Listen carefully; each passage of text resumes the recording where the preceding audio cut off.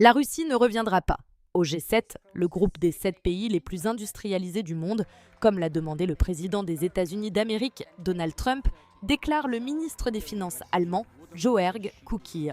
Le G7 condamne très clairement la guerre d'agression de la Russie, en particulier à l'occasion du 3e anniversaire de l'attaque brutale de la Russie, a-t-il déclaré dans une interview accordée à l'agence de presse Reuters, ajoutant que la proposition de Trump ne garantira pas le soutien unanime nécessaire. Koukis se rendra mardi au Cap pour le sommet des ministres des Finances du G20, tandis que le secrétaire américain au Trésor Scott Bessent sera absent en raison d'autres engagements. L'état actuel de l'économie mondiale sera un sujet clé des réunions.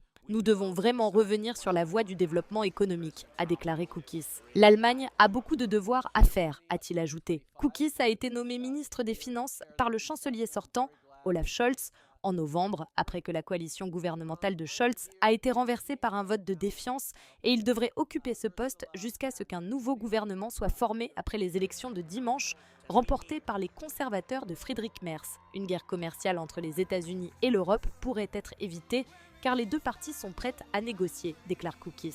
Personne n'est intéressé à déclencher une guerre commerciale, a-t-il ajouté. L'Union européenne, avec 27 États membres, pourrait être particulièrement durement touchée par le plan de Trump concernant des tarifs réciproques qui visent à augmenter les tarifs américains sur les importations pour les aligner sur ceux imposés par d'autres pays. Koukis a également déclaré que le G7 pourrait discuter des propositions visant à utiliser des actifs russes d'une valeur de 300 milliards de dollars, gelés en Europe, pour la reconstruction de l'Ukraine, mais les discussions en sont à leur début et il est encore trop tôt pour formuler des déclarations concrètes.